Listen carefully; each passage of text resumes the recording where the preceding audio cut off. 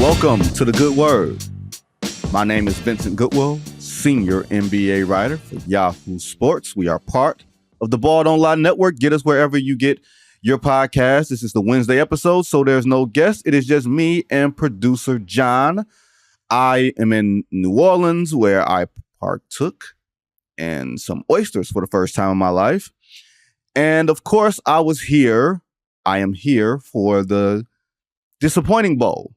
The two guys that we thought were going to be the faces of the NBA from the moment that they were drafted, 1 and 2. More germane, Ja Morant's first game after a 25-game suspension. You couldn't have written it any better if you were Ja's people. A 24-point comeback, buzzer beater on the road, 34, 8, and 6. And of course, all the struts, all the sass. You know what I mean? Like, he was all over the place last night. He was very entertaining. He had fresh legs. And yes, you could see Ja Morant courtside, Devontae Pack courtside, doing what they do, just being there, just present. Ja Morant letting everybody know, I'm going to be me, whatever that actually means. Now, there's going to be some people who say that Ja Morant should be elevated back to the top of the marquee. There's going to be some people that says, the NBA should throw him away and, lock him away, throw away the key. It's neither. It's neither at this point. I think what you saw last night, John, I think you saw a few things. I think you saw, how important he is to the Memphis Grizzlies. He slides Desmond Bane and Jaren Jackson Jr. into more normal spots. And secondly, yes, one man can have such a profound effect on a team because he's electric, he's spellbinding, he makes teams uncomfortable. Like, what did you see last night? I saw a team, and I haven't watched a lot of the Grizzlies this year because they've just been sad. Mm-hmm. But I saw a team that was desperate for a veteran leader who wanted to grab control of the team, right? Because we talk a lot about Ja Morant hasn't been there, 25-game suspension, but we always seem to forget that Steven Adams, gone. Brandon Clark, gone. Dylan Brooks, gone. These are all important veteran leaders that in the heat of a battle, tight game, end of a game, are more than happy to grab the reins. Or do you say, hey guys, get on my back. I got you. And they've been playing without any of them. And I think it showed just how desperately they wanted it. They needed it. And I think we kind of forgot that Ja's ability to drive into the lane screws up a lot of defenses. And that's really what I think happened to the Pelicans. Yeah, look, you had Herb Jones guarding him. Herb Jones is one of the best perimeter defenders, all-around defenders in the league. And also remember, they're without Marcus Smart, who they traded, as basically their Dylan Brooks replacement as their defender, their attitude, like that thing. I thought it was really telling how those guys rallied around Ja. Like we talked about it a little bit last week with Amin El-Hassan on Monday, how point guard is a position where your teammates have to play for you. It's not necessarily quite like a quarterback in football because the quarterback is de facto management, but it's the closest thing to it. If you have a star point guard, the players have to play for you. Desmond Bane and Jaren Jackson Jr., as happy as those guys might have been to take all the extra shots and get the extra responsibility, you know what they like more? They like winning more. So when it comes to the huddle and there's 9 seconds left and Ja Morant is saying, hey, are we going to get the ball to Jaren Jackson Jr.? Are we going to get the ball to you, Desmond Bane? Desmond Bane says, hey, that's what you're here for, dude. Go win the game. That part is impressive. Do I think that some of the guys, and this is just from 30,000 feet, can some of the guys be exhausted with the extra attention and so much of the focus being on Ja? Absolutely. It has to be exhausting. It has to be exhausting, right? But that doesn't mean that they don't support their guy. It doesn't mean that we've all sort of come into this together. You know, those guys, it's not much of a separation between those guys being drafted. They literally took the mantle from the Tony Allen, Zach Randolph, grit and grind Grizzlies. It wasn't that long ago where we thought of them as being real challengers to the throne and also like anti-heroes because they don't fit the traditional mold. And Ja Morant does not fit the traditional mold of a superstar. He didn't come up through the AAU system. We barely knew anything about him. Went to a mid-major, and he's had so much thrown at him, both basketball-wise and life-wise, in such a small period of time.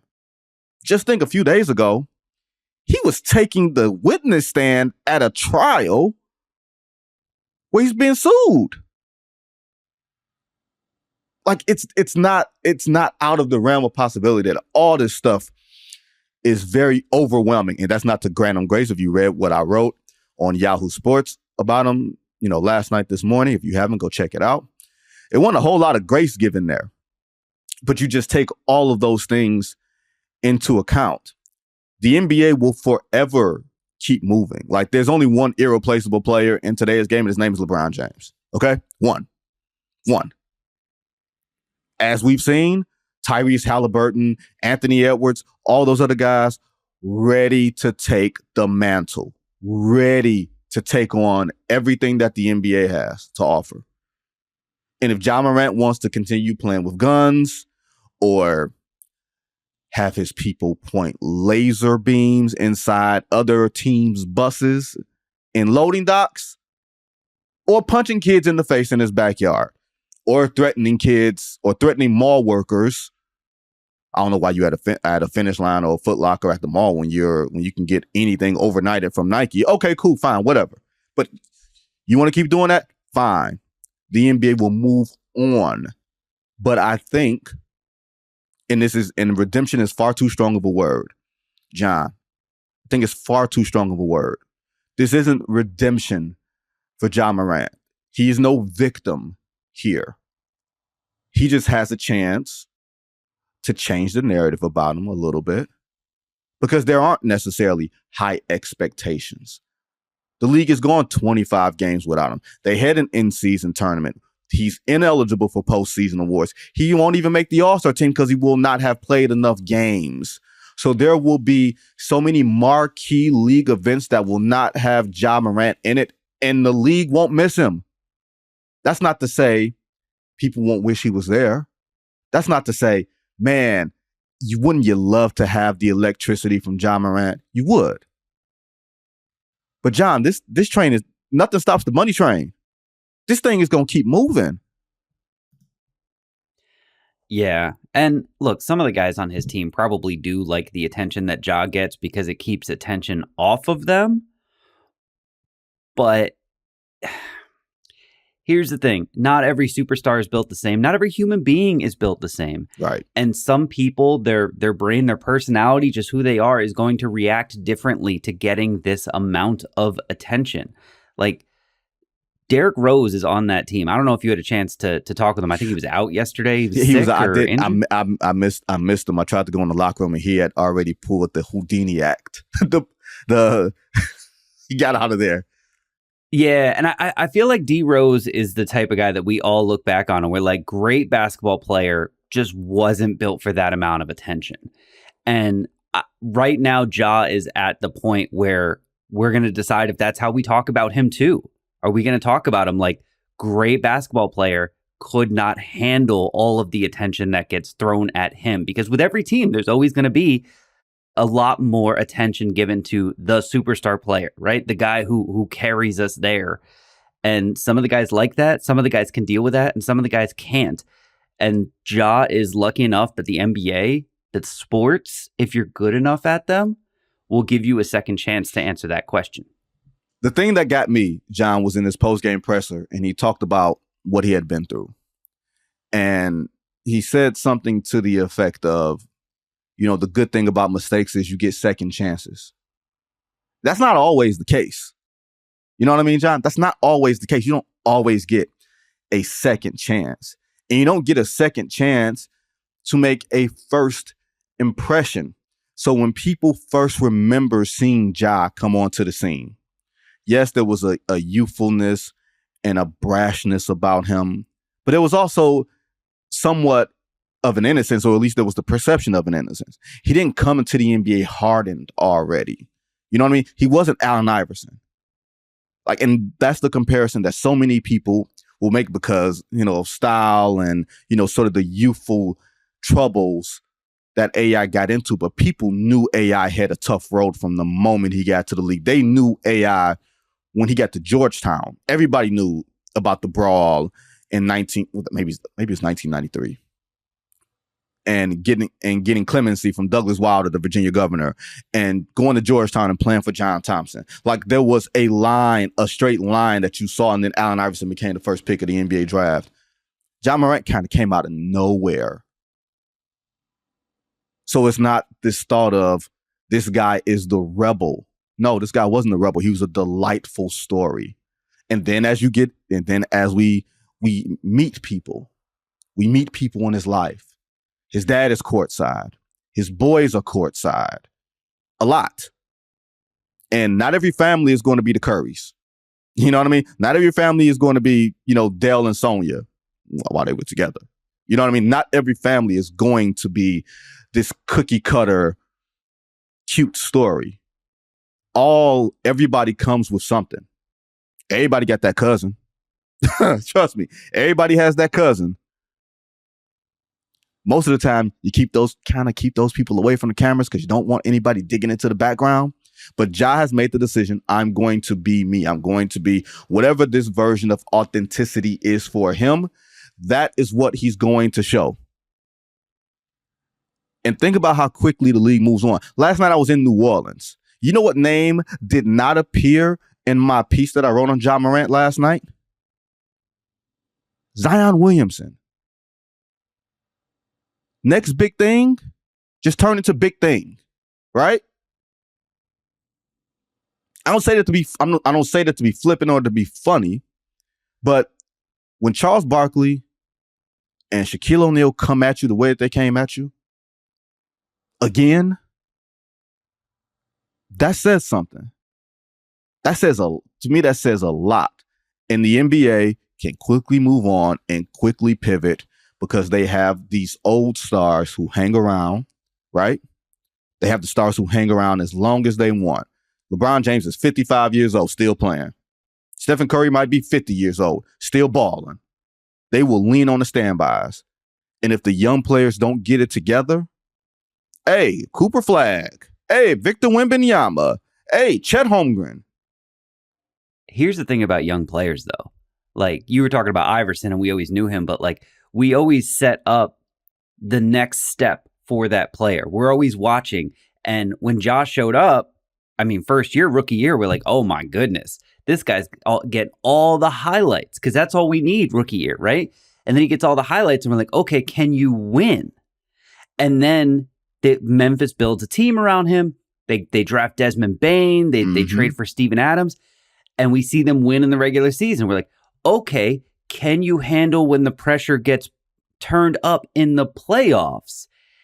Can you handle when the pressure and the attention gets turned up on your superstar? And they kind of fell apart, right? And so, yeah, the Grizzlies and Ja, they'll get another chance to prove themselves on that stage. But honestly, and I'm not going to make any sort of a big man jokes.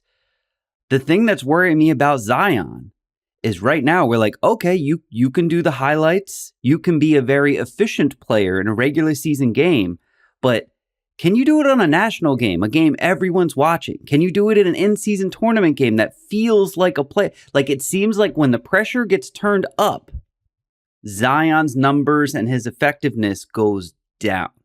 And like, if he can't make that next step, we're never going to trust him to be in that realm of superstars, even in today's league, much less like league history. Because look, James Harden gets talked about all the time. If he can't come through in the clutch, he can't come through in the clutch. And even he has done it more than Zion has. So the thing that's more concerning to me about Zion is not necessarily his health, his weight, his diet.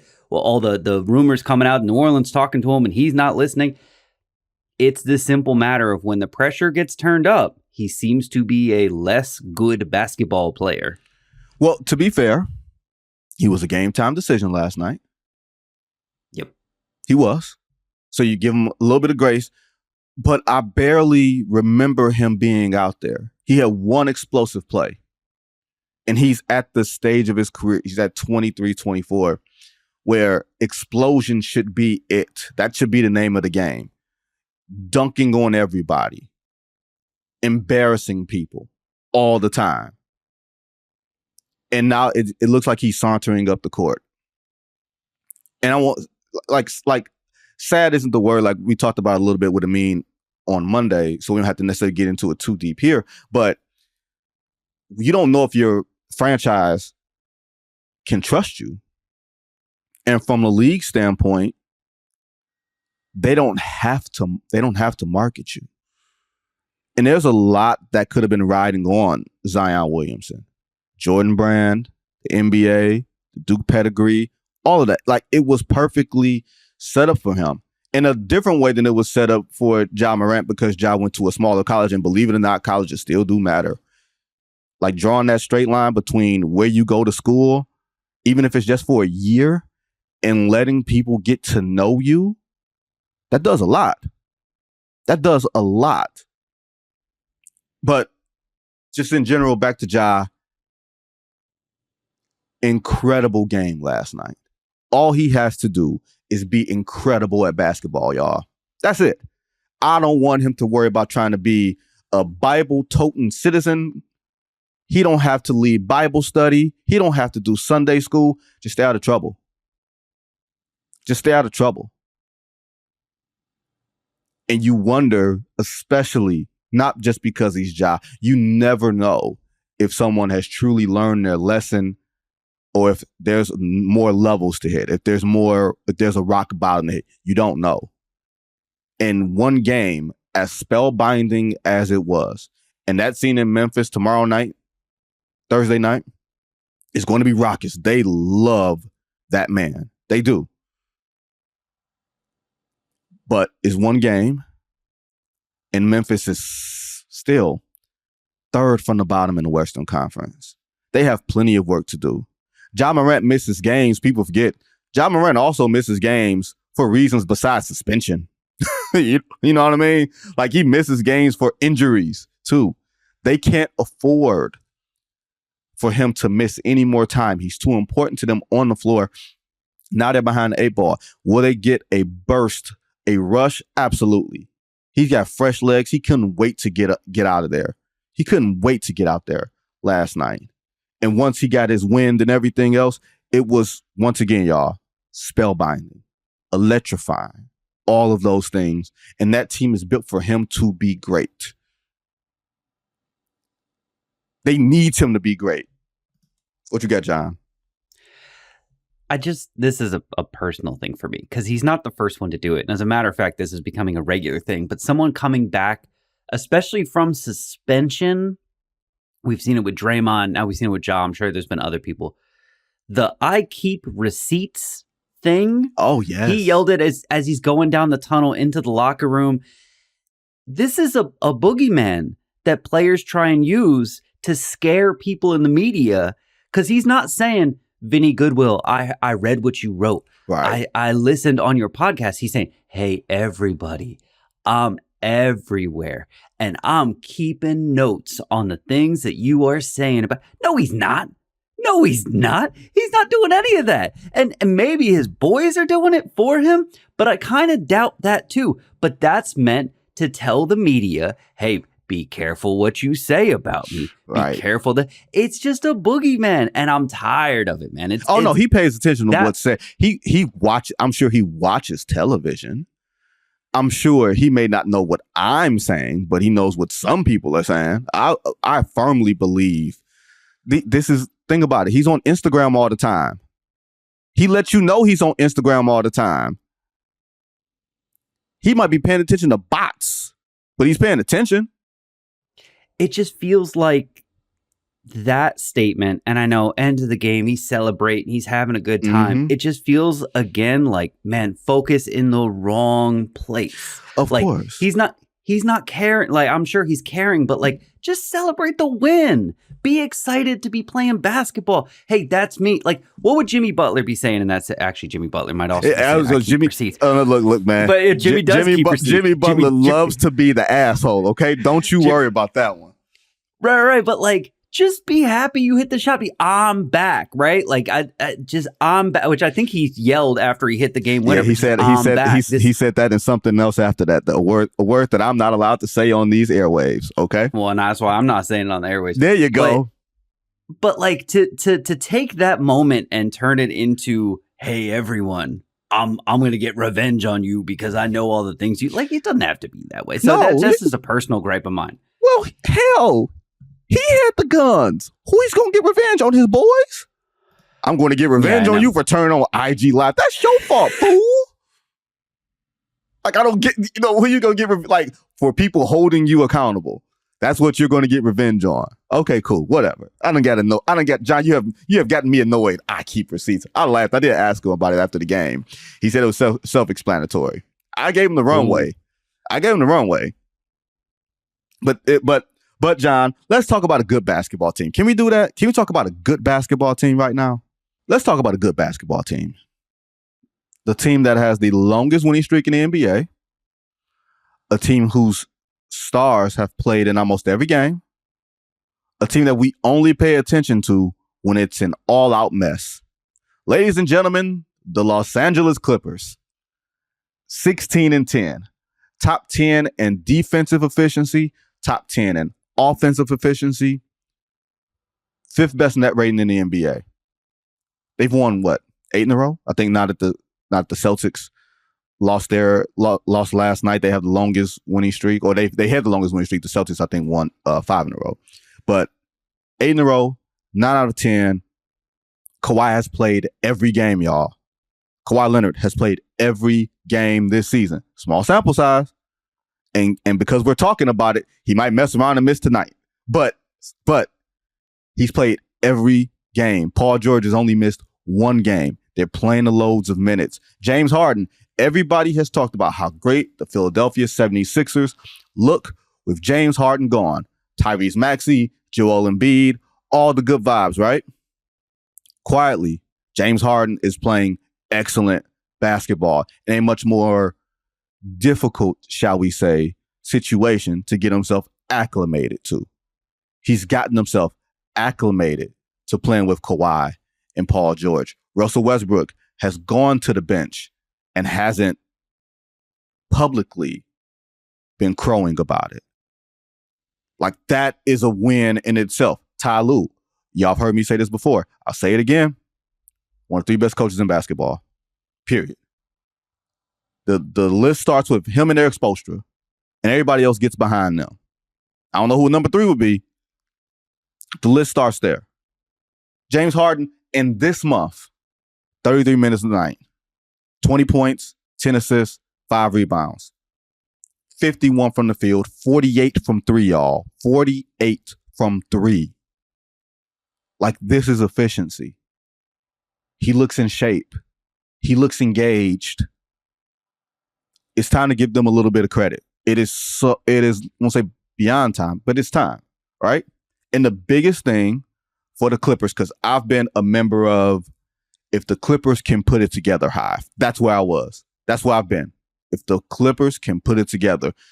John, you don't remember this, but the playoff series that I wanted to cover more than anything else last year was Clippers Suns. That's why I went for the first 2 games out west. I didn't go to Golden State, Sacramento. I didn't go to LA, Memphis. I went to Clippers Suns because I thought that was the series. I was like, one of these 2 teams could mess around and get to the finals. And Kawhi Leonard put together a game 1 that just brought me back. What did Al Pacino say in Godfather 3? Every time I think I'm out, they pull me back in. I was back in, John. I was back in. Ask me if I'm back in yet.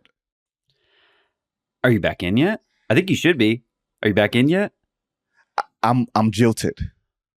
I'm jilted. Wait, can I tell you why I think you should be? Okay, go ahead. Tell me why I should be. Because I've been interested in this team since you sent out a thread the other day, compliments to you for finding time in your life to add another social media platform, saying, are we ready to talk about the Clippers? So I've been watching them, and I love the Clippers-Suns comparison because it's perfect. Because the Suns right now, they have their big three, right? But no one can get healthy. Even when Beal's back, Durant's out, Booker's missed some games. Like, they're having a hard time just keeping it together. And the offense is good, but still clunky. It just works because those three guys are so good. Mm-hmm. And it looks like the Clippers pre-James Harden. But I'm watching the Clippers now, and I'm like, I see what's going on here. The James Harden, I'm not a system player. I am the system. Ty Lue and the Clippers are agreeing with him.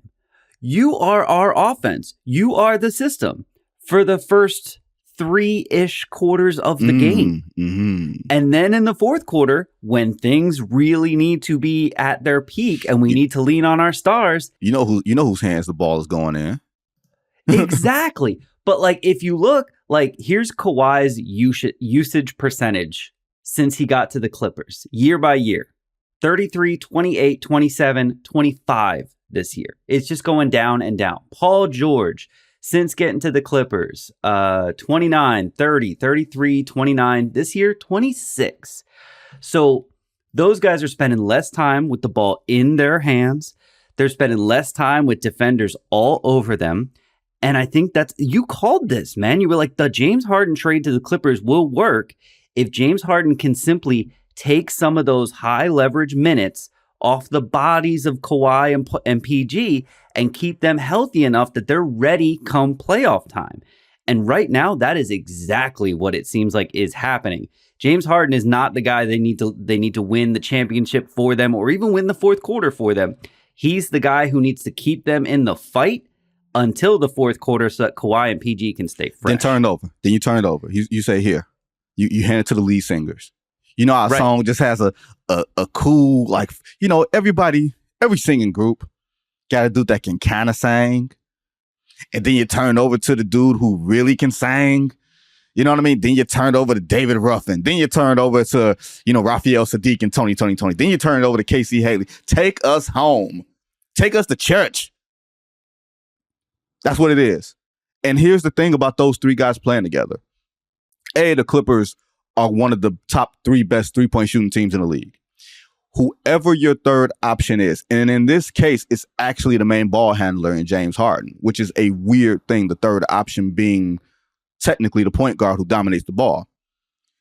Your third guy has to be a good three-point shooter because the looks are not going to be there as a third option. He's shooting 44 from 3. Kawhi shooting 44 from 3. PG, who might be a better shooter than both of them, shooting 39 from 3. They're playing efficient basketball.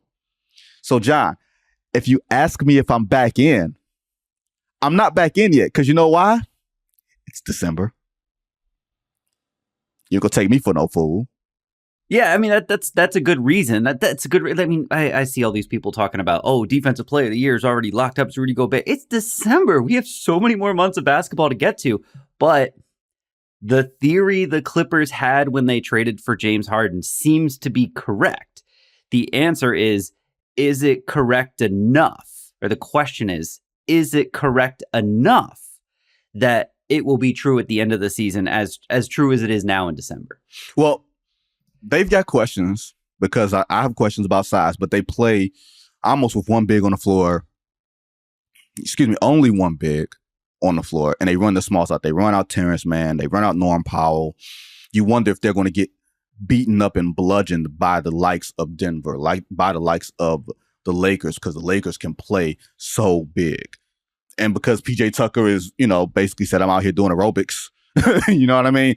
And Russell Westbrook, isn't getting the minutes that, of course, that I'm sure that he would like already on a vet minimum deal. You know what I mean? Like, you wonder with how active they could be in the trade market, especially with the payroll being assessed, especially, y'all, Like the whole thing about PG and Kawhi playing every game or playing damn near every game, there was no extension handed to those guys before the start of the season. They're on expiring deals. They know they have to play this year. They know this is, I won't say now or never. It's been now or never it's always now or never for the Clippers. They move into that new building next year. Steve Ballmer wants to have players on the marquee. We all know James Harden is playing for his money. He has told everybody as such. He has come out and said, it must be the money every damn time. And I don't blame him for saying it. I applaud him for his honesty. Okay? And if you look at the Western Conference, default, I will say Denver Nuggets, because I'm not betting against that big dude, right? I'm not betting against him. But do you trust Minnesota? Is Oklahoma City ready for prime time? Do you believe in the Sacramento Kings as presently constructed? The Phoenix Suns can't get it together. The Lakers have been not good since the in-season tournament. The Pelicans, we just saw them last night.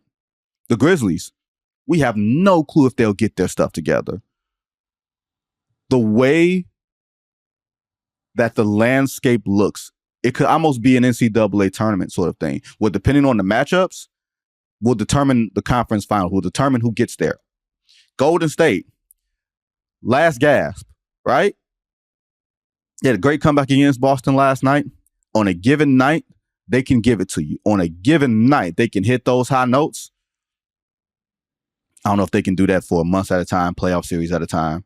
The Clippers look to be more consistent, believe it or not, than most teams in the Western Conference right now. They just had such a slow start that they're only 16-10, but they're trending up. Cool. Trending up. And they got they've got a little bit of trade flexibility. A little bit. And you're wondering if they're going to try to shore up that front court. But as for right now, with those three guys, it looks good. But, you know, I've been jilted before, John. Can I make you laugh real quick? Of course. I mean, this makes me laugh. I don't know if this will make you laugh. The PJ Tucker, like, not even really getting minutes anymore. And when he does, there's not a lot to do. Like, we all saw him go to LA with Harden and we were like, oh man, PJ Tucker, that's a good player. And that's a good defender that the Clippers can throw at a wing, maybe even a big, because that's what PJ Tucker does. That's what he did for the Sixers. That's what he did for the Bucks. That's what he did for the Heat. And he got there, and it really seems like he walked in like, yeah, I'll cover whoever their best player is. And someone was like, buddy, we got Kawhi. And behind Kawhi, we got PG. We're good.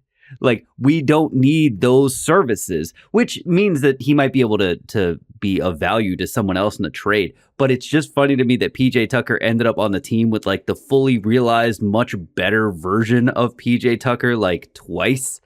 And everyone's like, man, it's weird that PJ Tucker's just not getting run with it. No, it's not. It's not weird at all. Like, they just don't need him at all. Well, in theory, you don't want Kawhi at this stage in this age of his career to sit down in that chair and to have to defend.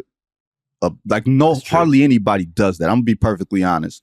Like, when we say two-way players, maybe only I don't say only Jimmy Butler, but there's not a lot of guys who can carry an offense and also take the matchup and play 40 minutes defensively. Like, that's just a lot on the body. Like, that's one reason why I give Anthony Davis a lot more grace than other people do, because it is hard, man, to be an anchor of a defense or to take that matchup with all the switching and all the usage and all the three, everything else, and still be an offensive juggernaut. That's a lot.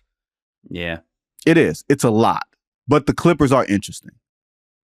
I'm just not. Talk to me in April. That's all I'm gonna say. Talk to me in April. I will say this. The two teams that we had big time questions about starting the season, the Milwaukee Bucks, have we seen their work? They're starting to figure it out. And so are the Clippers. So things are getting mighty, mighty interesting, my friends. But that, ladies and gentlemen, is today's show. My name is Vincent Goodwill. That's all we have for you today. Thanks to producer John, of course, working behind the scenes and on the mic. Jake and Dan will be back for another episode of No Cap Room tomorrow. I will be back at some point next week for another episode of The Good Word. I'm not sure when. I'll be in LA on Christmas to cover Lakers Celtics. I'm doing that just for y'all. So we'll see how that turns out. Merry Christmas. If you guys celebrate, happy holidays, all that good stuff. Everybody, please be safe.